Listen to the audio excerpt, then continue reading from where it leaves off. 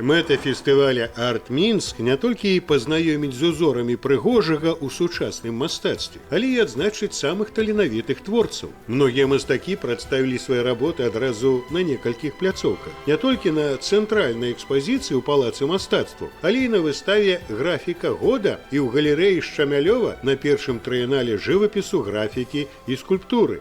Поскольку некоторые художники заявились во всех проектах, то из всех их 3 работ выбираем, наверное, наиболее острое, наиболее яркое, наиболее интересное. И мы решили, что от этого выставка только выиграет. Ведь мы прекрасно знаем, что чем тщательней отбор, тем лучше в конечном итоге экспозиция.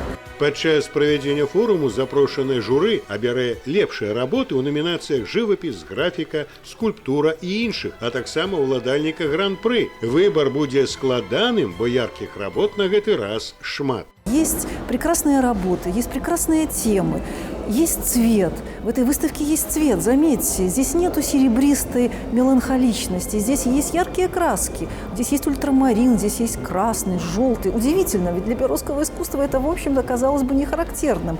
А оказывается, жизнь, она прекрасна. И вот эта жизнь в ярких красках, жизнь в философских темах, жизнь в эротике, которая здесь есть, это то, чем сейчас живут наши творческие люди. И это здорово.